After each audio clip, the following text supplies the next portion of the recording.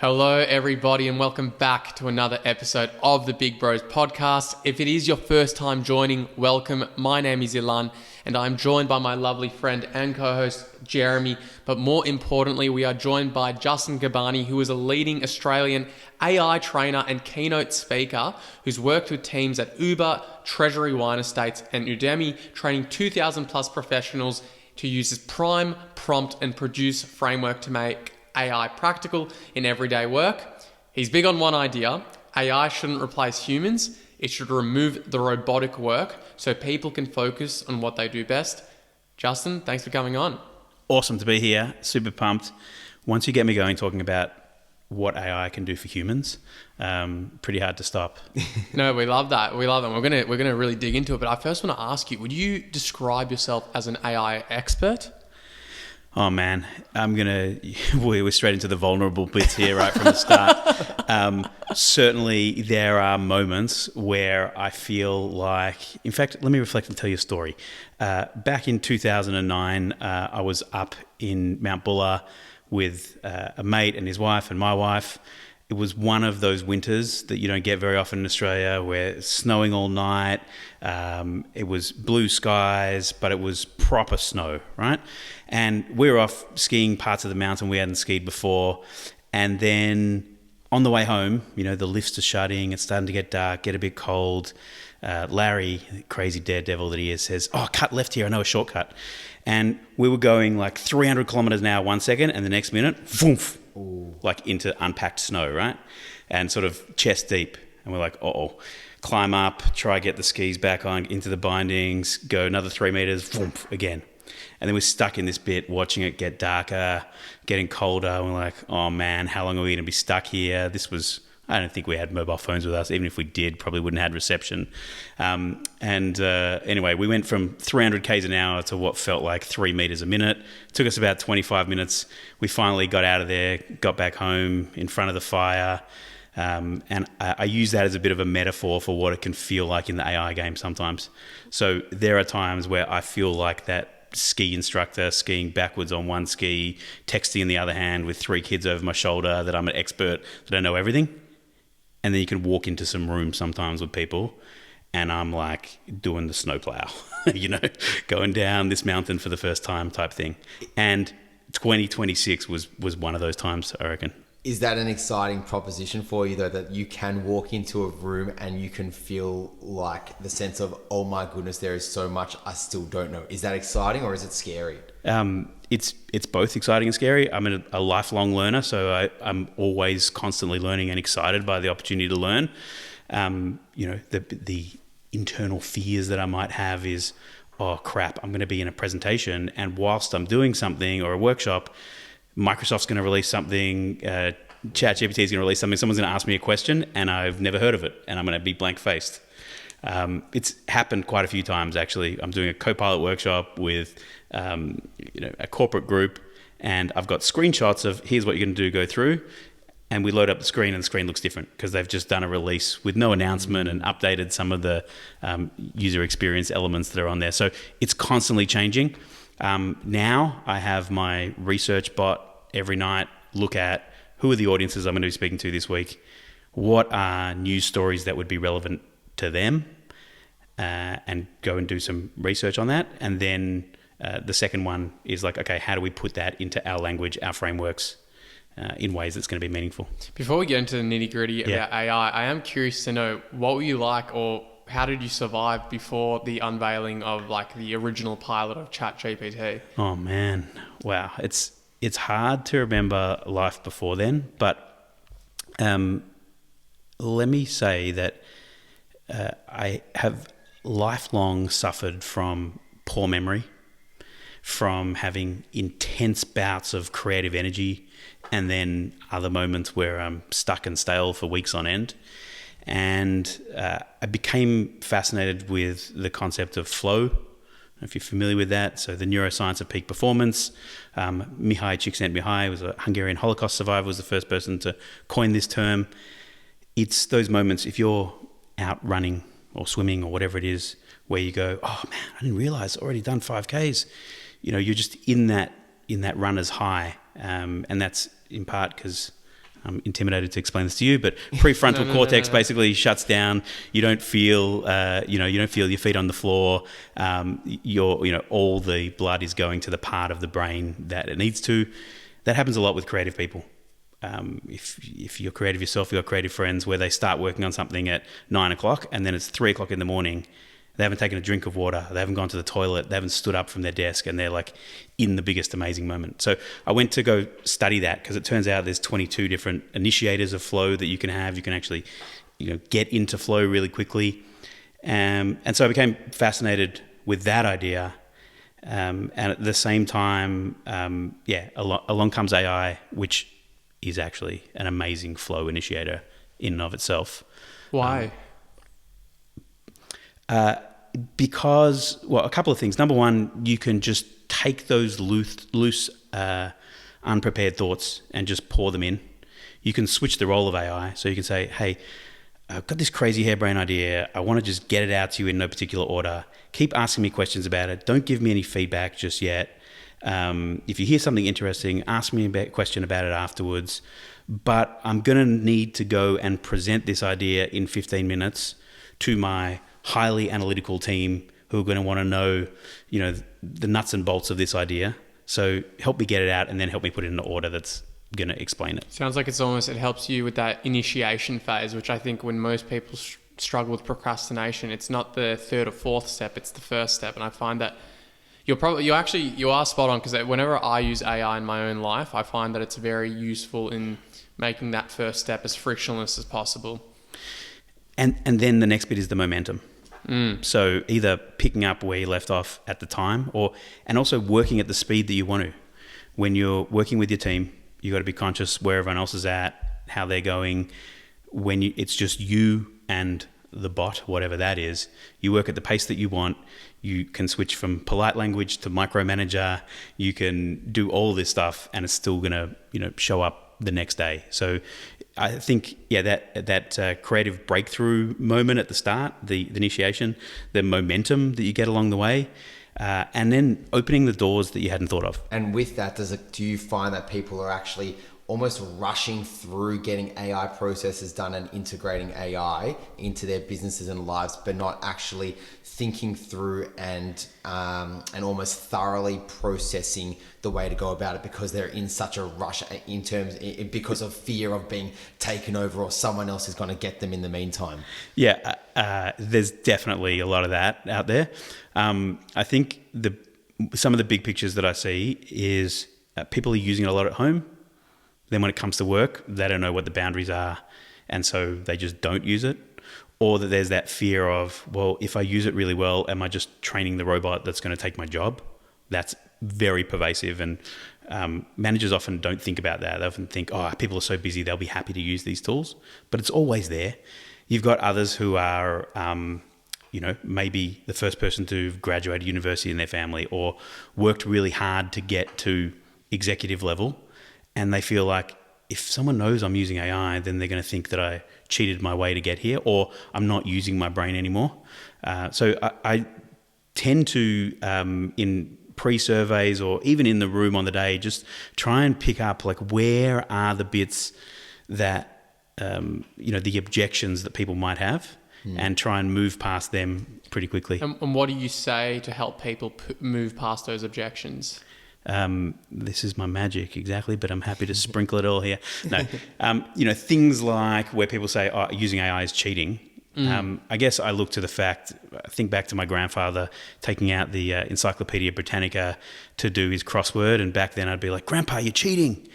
And he's like, no, you just need to know where to access the information, right? And then as I went through high school, it's going to sound crazy to you both, but Google didn't even exist. There was beginnings of internet. You had to go to the library, what a contradiction, to use it. If you found a source on there, you weren't allowed to quote it, so you'd find a source and you'd run to the stacks and hope that your university or your school happened to have that book, so that you could use it. And I think in many ways we're at that part, or maybe we were last year, less so this year, of it. But that's, the copy pasters have existed in every generation. There's always been people that are willing to cheat their way through, but there are also those that look at the tools and go, hang on, I can get through this bit really quickly. What else can I do with it? How else can I grow? How else can I achieve? What more can I learn?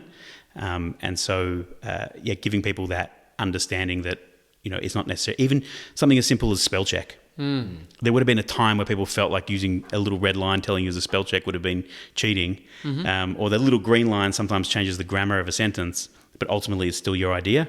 And so I try to think of it like a spell check. So you're not thinking of it as a complete replacement. You're putting it into perspective.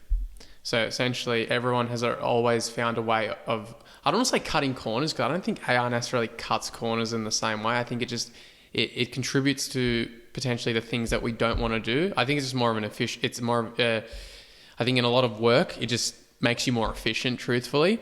I do have one kind of concern, and I think they published a study out of MIT where they looked at critical thinking skills and writing skills, and they said that those skills actually diminish if someone becomes solely reliant on using, for example, something like ChatGPT to write all their emails, or using ChatGPT to, pretty much replace them in the entire act of verbal written language. Would you say that, although you're not someone who comes from like a scientific background per se, do you think that there's a world in which that could also be true? That particular study has had amazing headlines. I think if my problems with that study were, and oh man, I wish I could take 2 minutes to just look it up here to clarify. I think it's something along the lines of what they did was they looked at people that wrote an essay entirely by themselves. Then they looked at people that let's call it the AI, write the essay entirely by itself. And then they tested them 3 months later who could remember what was written. So even that idea goes back to the copy pasters. Yes, copy pasters are not going to retain and learn and potentially get less intelligent over time. But there's a whole group in between there of ways that you could use it in that essay scenario of, hey, please go through this and make sure that all my references are correct and using the correct referencing technology. Please read through this and challenge some of my key ideas here about how I could extend some of these ideas as I go through. Upload the marking rubric and then get it to mark it against the rubric and see where you might have some gaps in doing what you're doing. So, that study troubles me a little bit. How do you think you can distinguish between someone that is just naturally smart and someone that is smart but with their usage of AI, especially when it becomes, when we talk about employment? I mean, you speak it to businesses all day, every day, and I'm sure there are instances where maybe people have become employed or gained employment purely from just outsmarting AI, or not outsmarting it, but using it to their advantage to get the job. But then they've landed that job, and they're maybe not as qualified as what first met the eye. So how do you distinguish between that person that is naturally smart and suitable versus someone that's just used AI and done it well? I've heard from my clients in recruitment HR that cover letters these days are basically not worth anything because most of them are just completely AI generated. Sure. Again, lying on CVs is not something new. That's been going on for a long time as well. There are definitely other tests that companies are putting in, and the face-to-face interview becomes even more important. And I would say, face-to-face has a layer over, the Teams or Zoom type interview, because there are invisible tools that you can use that can help you along the way. But I think going to what smart means now in 2026 is probably shifted in definition as well. Back to that idea of, these tools are there and we're going to use them. When we're at uni, often we get the message of, hey, don't use it to cheat, only use it for 30% of your assignment, or this kind of stuff, or you got to learn critical judgment. These ideas, critical judgment, massively important, by the way. But then when you go for that job interview and you get asked that question of, how much AI have you used you might feel like, I'm going to say 0 because I want them to know. But they're looking for the commercial advantage that you get to bring into the business. They're looking at hiring you plus AI. And I think that for me, that's the big picture that I'm looking at here is it's not AI alone and it's not you alone anymore. It's like, what do you get to achieve? What do you get to be?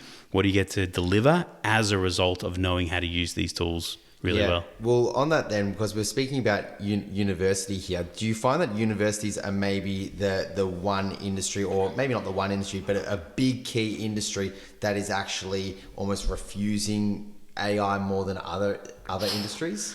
I've been inside a few, like lecturing lecturers and learning with students, and my experience has been that the system itself just takes a lot, like to update curriculum doesn't happen in a week or a month.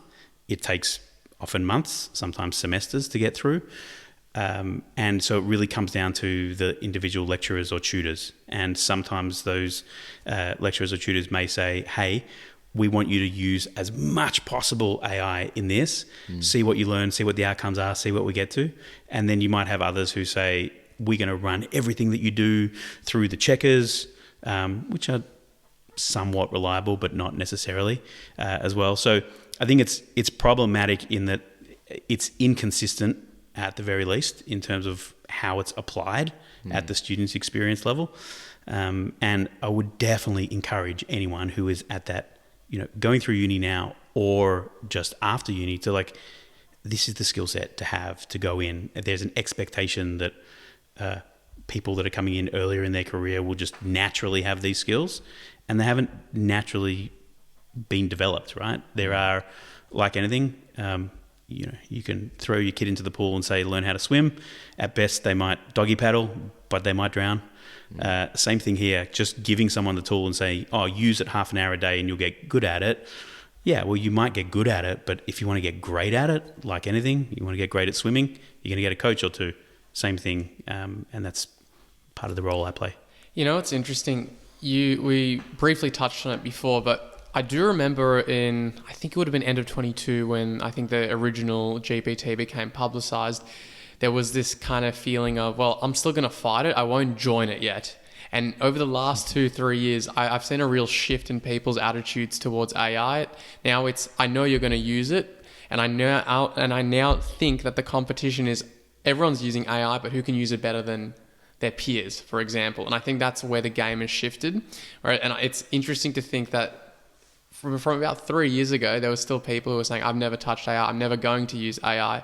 And then as soon as there's more models that come out, like Claude, and I think even DeepSeek last year, although it was around for a while, it's interesting to see the societal shifts. Is there one societal shift or attitude that you've seen businesses employ that has surprised you in your time doing keynote speaking and so forth?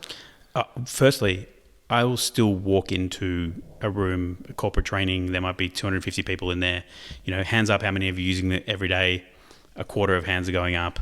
How many of you have never logged into Copilot, ChatGPT, Gemini, Claude before? And hands will go up. Sorry to interrupt you. What's the age demographic of those people who say they've never used it? It's it is obviously skewed older, but it's also sometimes people that are in their 20s. In fact, I have a teenage son. At his school, a bunch of his mates are all anti-AI. They don't have any accounts. They won't use it for anything. I don't know if it's quite Luddite level, but it's maybe they're purists. I don't know. Is it for ethical reasons? Because we've heard the whole thing is about the water tanks and all of that. Yeah. And the usage is it for those reasons? What do you say about that? How it uses a lot of water and everything. Okay, well this is another one. Never heard that. These headlines are important to be able to address. Of course. There is no denying it uses water, as does this laptop that's running and these lights and all the other things. The learning phase for AI is particularly energy intensive, and then the actual usage of it is getting more and more efficient over time. So DeepSeek, you mentioned before, part of its big release was that it was 95% more efficient than I think ChatGPT at the time, which forced ChatGPT, OpenAI to rethink how their models worked to be more efficient. And frankly, with the increase of usage that we're seeing, unless people actually use it more efficiently, the companies make it more efficient, then the grid, the system is not going to be able to continue to support growth as it is. So again, coming back to it, and I don't mean to spruik this from my wares, but if you are going in and you've got 20 or 50, rounds of feedback on an idea because you're trying to get to a right outcome, that is going to use more water than if you've written a good prompt first time around, you've put it in once and you got it out. So there's ways to still use it and be energy efficient in all of that. I'm interested in that because I was speaking to Jeremy before and I asked him, do you actually know how artificial intelligence works? Because we only learned the definition a few years ago, but Yeah. I understand it's a language learning model. It recites, it forms connections based off repetitive information, off errors. But what is the actual science behind it, and why didn't it come about sooner? Oh man, I'm not going to give you a scientific answer here. I'm going to give you... Give us your answer. My answer to this is that it is first and foremost a prediction engine. Mm-hmm. It's predicting the answer that it thinks that you want to get in the situation, and it's predicting one word after the other about forming a sentence, and then going back and reviewing that in the context of that sentence, that paragraph, that question before that. So that's one way to think about it, and also why being clearer in our briefing of it, our prompts, will just ensure a better outcome every time. But the big organizing idea I think that's important is it is a pattern recognition system. So it very quickly recognizes patterns of information and is able to complete those patterns, repeat those patterns.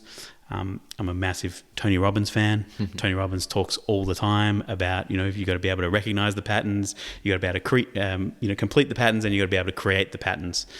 And because of that, some examples of it, you can take a transcript of a conversation. I can take the transcript of your podcasts and I can say, tell me the personality styles of each of these two and give me examples that would validate them. Now, by the way, sometimes Copilot, as an example, and probably should say, Copilot used to be the poor cousin out of all this. In a corporate environment now, unbelievable. It's using both GPT and they've got a bunch of the Claude stuff in there. Most people I see doing training these days, momentum is absolutely in the Claude direction.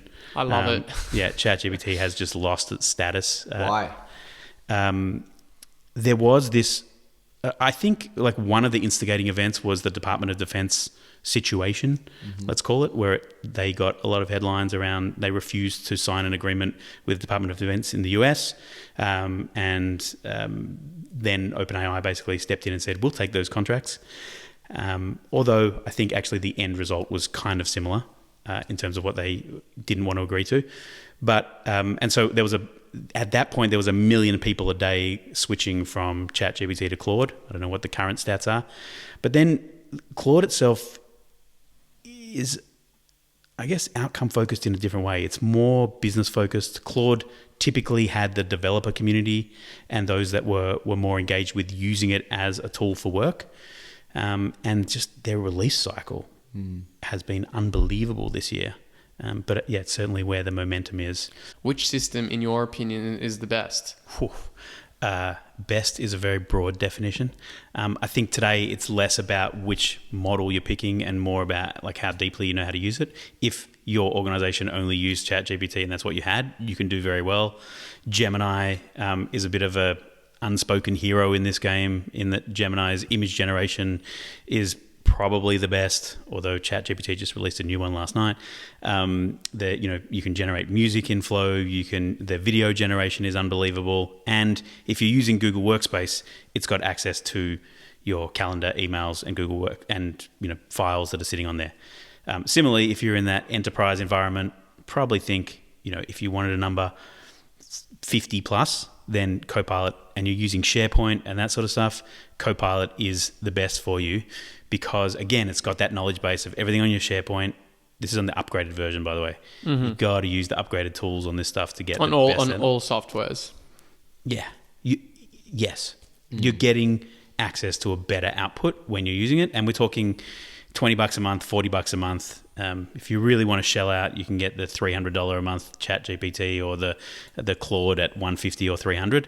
But really, that's if you're using it to write code all day, every day. For most people, the $20 a month account is going to give them the access to all those tools that you're looking at. So just to finish off that, I think if you're going to learn, what I'm finding today, the people that want to pay for training are using Claude as their primary tool. Mm-hmm. Is that the number one question you normally get asked, as what is the best platform to use? It's up there. It's definitely up there. What is the number one question you get that you can share? Oh, no, and I think, what is the best tool for us? What are some ways that other people are using it that could be useful to me? Is it, can we rely on the information? These are the sorts of things that kind of come up in those early conversations. And then you do get a bit of it's killing creativity, it's destroying the way that we think, it's stealing my information. These kinds of things are sort of that next order of questions, or they're not really questions, they're strong statements. And is that from a very similar demographic of person always, or asking more so the question about, or rather telling you that it is killing creativity, it is killing smarts, it is killing intelligence? Is it that same demographic of people always asking that? Or I don't know. Like I take calls from people in their 70s who are using this and using it efficiently and well. Like voice is so freaking powerful. Typing has been one of those things that held people back from actually getting, the extent of their work done. Just simply switching it into the voice mode is incredibly powerful. So no, I if you had to ask me to put it down to just demographics or age brackets, it's really broad. It's across the board. There will be 20-year-olds that have never logged in, 40-year-olds that have never logged, 60-year-olds, 80-year-olds that have never logged in.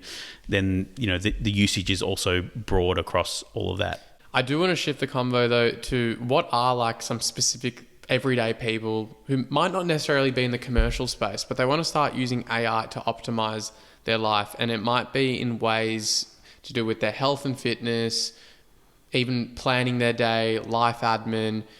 What are some of the best ways you reckon AI can help to not just declutter someone's life, but to add a bit of fun into it? Yeah, awesome. So let's do a health and fitness one, let's do a finance one, and let's do I don't know, you can think of a third one to ask me. When it comes to health and fitness, if you're someone that goes to the gym, you might have a training plan, or you might be using an app or something like that, or you might not have it at all. Sitting there and saying, hey, I want you to act as my personal trainer. These are my goals and objectives. Help me through my meal plans. This chat is going to exist, or this project is going to exist to capture all that information and get the regular feedback. I touched on this, we can talk about it later, but I use a tool called OpenClaw. Now, when I'm in the gym, I just go start doing what I feel like on the day, and then take a photo of that machine as I'm doing it, put in the reps that I've done, and then I'll say, all right, now plan out the rest of the workout around, how much I was able to do here. So literally and you could do this in Claude, you could do this in ChatGPT, just from taking or if you're using a machine for the first time, take the photo of the machine, tell me exactly how to use this machine properly so that I'm not, risking, it's not good for business to be able to tell people this stuff, right? But which is another one of those things, by the way. Yeah. When you ask people to go home and do these exercises, absolutely, yep. Like, are they doing them correctly? Oh, yes. If you have a tool that is watching them, and I've seen there's some tools that do this, it can watch them and then tell whether they're actually doing the exercises correctly. Yes. And then when they walk in, and you're like, Justin, have you been doing the exercises I told you? I'm like, mm-hmm. You're like, bullshit. I can see in the app here, tracking how you. So that's a health and fitness one. You could use the same for diet. You could use the same for mental health, pulse check-ins, any of this kind of stuff. Finance. The other day, and I have a lot of subscriptions across a lot of different tools because I'm always playing with everything. But loaded in a year and a half's worth of credit card data, and said, hey, can you go through all this? Tell me some spending trends that you've noticed. Look at my subscriptions in particular, work out where I can rationalize it, save some, reduce some of these, and then I don't know what else you can tell me. And this is a really good thing to always add at the end of one of these prompts, is to say, hey, I'm not entirely sure exactly what I should be asking you here, but read what I've said, zoom out, and think about what other things I could be asking you, and then do that. Okay. I'm so glad you said that, because I've been trying to find little prompts that perhaps maybe I haven't been thinking of. So I think that's one. Well, prompting is still important when you are, let's say you were taking patient notes and you're putting them in there and say, hey, I want these output in a particular format or a particular way. Then you would want to write a fixed prompt so that every time you got that consistent output. Whereas if you are writing a novel, you might say, hey, I'm writing a novel. Here's the first 2 chapters. Give me some feedback. Or you could say, I'm writing a novel. Here's the first 2 chapters. Give me some feedback and zoom out. What are the other questions I should actually be asking you? Do that and then tell me.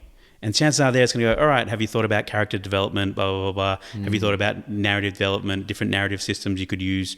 That's the bit where it's going to blow it open.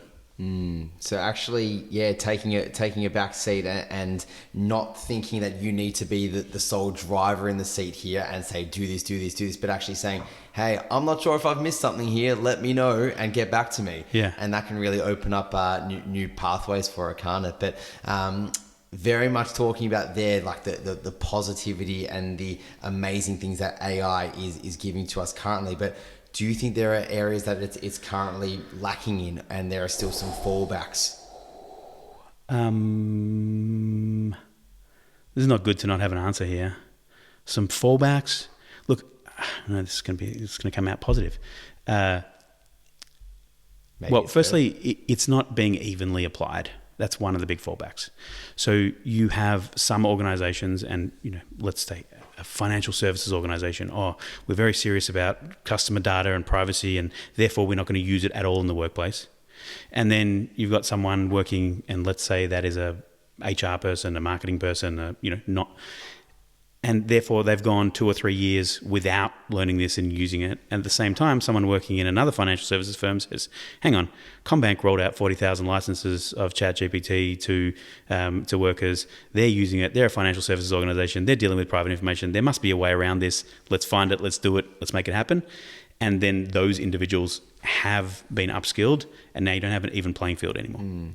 So I think, one of the negativities is that, in the previous generation, we've smashed some glass ceilings, but we're maybe creating some new glass ceilings in leaving some people behind in this because there's no doubt not going away. Should we be concerned about confidentiality? Yes. But again, apply that consistently. So, firstly, for all users, open your ChatGPT right now, go into your settings, same in Claude, same in the others. And there is a little toggle switch there if you're using the free version where you can say turn learning off. So if it's on, it means it's using your data for the tool to continue to learn. About you. For everyone. Mm-hmm. No, not just about you, but for the mega brain, whatever it is.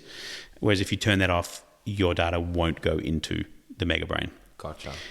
If you're using it in a business environment of any sort, you should be on the business grade, which is usually only 5 or 10, not much more, but that has what's called SOC 2 compliance. So that's audited standards about how data is stored and who has access to it, all that kind of stuff.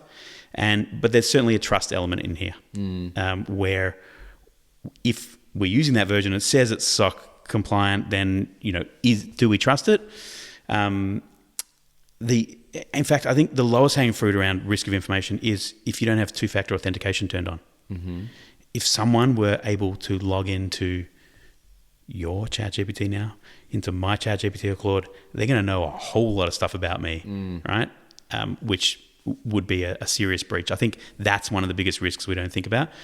But when it comes to some of the privacy concerns people have, I think, we forget that with Instagram on our phone, we allow it to turn on the microphone and camera without our permission at any time as part of the service agreement that we quickly tick a box for. There were breaches by Qantas of credit card details and personal details. Actually, Salesforce, I think, and Qantas should clarify the details. Right, Medibank, Optus, all these companies. The breaches have happened. Do we really follow it up and see where our information went, or how often do we actually change the passwords or update the credit cards or licenses? So, I think sometimes that fear exists more strongly for those that are not using it. And once you're in there, there's probably a risk-reward continuum here of, hey, we are opening ourselves up to an element of risk, but hey, look at this upside here. Yeah. I was going to say, I agree that AI is a great friend, and I'm probably in 95% agreement. I will say there are probably certain things I wouldn't tell AI or I wouldn't go to AI for, I suppose. If it was if I was dealing with something that was quite confidential, this is just me as a person, I probably wouldn't even want to document it. I'd probably want it to be secured somewhere else that's quite private, if it just not even in my own head, right? Do you think there are certain circumstances where you shouldn't use AI, or certain contexts where AI should just be left to the side? You should definitely have a separate personal and work one. Like if you're at work and you're doing something personal, don't, because that chat belongs to the organization in the same way that your email does. So definitely keep those two separate. Same thing, people often well-meaning use their work data in their personal thing because I pay for it and it's better and I've de-identified it.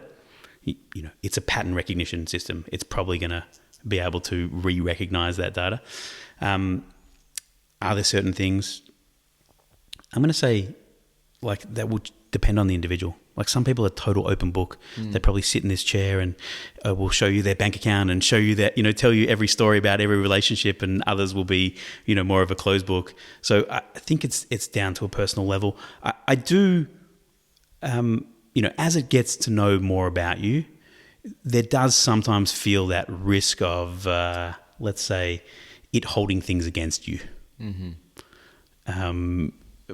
You know, positive ways you can use that, by the way, is, you know, with my OpenClaw, I'm like, every Monday morning, I want you to tell me my 3 frogs for the week that I need to eat, the 3 things that I need to do before I do anything else, and basically don't answer any other questions that I ask you until they're done. Where do you see AI going in the next 10 years? Can you give us something tangible that you can see happening with AI and how it manages modern day problems? Whoa. Okay. The big shift in the next 10 years is when AI goes from just thinking into actually physically doing as well. And I normally qualify this with, I'm a nowist, not a futurist. I have no no record of people checking off whether what I say is right. But, you know, Ilan was talking earlier in the year about, he said within 3 years, and he goes, definitely within 4 years, that there'll be more robots performing surgery at the level of the best surgeons in the world than there are total surgeons now. And someone living, you know, in a rural part of one continent will have access to the same medical care as someone in another. So, yeah, I think that that is the big shift that perhaps we haven't thought of, because people might look today at AI and say, well, I can see how it impacts knowledge workers, but if I'm a plumber, electrician, if I'm a, you know, doing things, a carer, things in the physical world, then I don't need to think so much about this tool. But when it comes to the choice of you sending a human up to fix something on your roof, or sending your 20 grand robot up onto the roof to fix something, and then when that robot comes down, it can finish folding your shirts for you, and then it can finish cooking your dinner and, you know, lay the mouse traps, whatever it needs to do. And there's no risk to a human's life going on the roof. Like, I think people will start to see the value in having that level of AI. So I think that's the bit of the big change. But if I can bring this back to something positive, because that is my vibe on all this stuff, for me, it's about the ambition gap. It's about where are you today in doing what you're doing, and where do you wish you could go if you had, you know, limitless potential, if you had unlimited time, budget, resources at your hands. How quickly could you grow your clinics? How quickly could you, you know, service more patients, whatever that is. And that's the way to look at AI. Not that it's here to take my job, because truth is, it is here to take some jobs and it's doing them very well. But what does that open up for me in my human potential sphere that I hadn't dared to dream of before? And I think, you know, that is why I'm incredibly optimistic about this, because I think, you know, 8 billion brains on the planet, there's probably, you know, 1,000 of them that are doing the best thinking work. There's maybe another 100,000 that are doing great thinking work. But so many of us are caught up in these, whether it be administrative tasks or things that steal our energy. So when you give a task to AI, you are not just getting the time back, but often those things that you are getting it to do take a disproportionate amount of your energy. So you're getting your energy back. And so as a result of this, and I also think this is the most neuro-inclusive tool ever. Each of us can use it in different words, but come out with a similar result. And so my hope is, and my In fact, it's more than I hope, I'm sure. We're going to see way more of those 8 billion brains activated, doing more great stuff, and seeing a more creative, more vibrant, more fulfilled world. Justin, your vibe is positive, and that was definitely a message of optimism and positivity, and that is a perfect segue absolutely into our sweet spot, which we can absolutely see here. Some gorgeous raspberry. Do you want to grab one of those? Let's do Show it. the camera. So gorgeous raspberry choc chip, or not choc chip, white choc maybe muffin, and with that sweet spot comes a question. So we ask our guests, what is a sweet spot of yours in 2026 so far? And that can be from a career perspective, from a personal perspective. Is there a sweet moment that you can think about that gives you that warm, fuzzy feeling that makes you feel like, yes, this is great, this is happening, and I'm here for it right now? I'm a family man. I got 4 kids. And I think still just back to those experiences, and it's hard to, when there's 4 kids, hard to pick one of them. But it is absolutely in those moments, and it's probably that, over summer, being outside with no AI, in the sunshine, just hearing the happiness and hearing the laughter and being together, the 6 of us, like that's still my sweet spot, coming back to nature, coming back to human connection. Beautiful, beautiful. On that note, thank you for joining the Big Bros podcast. It's been an excellent discussion and fantastic insight into the world of AI for all ages to enjoy. So absolutely, thank you so much from the bottom of our hearts for coming on the show. And we can't wait to see what's next for you and for AI. Where can people best find you? Oh, yes. They can go to justinkabbani.com. It sounds hard. Kabbani.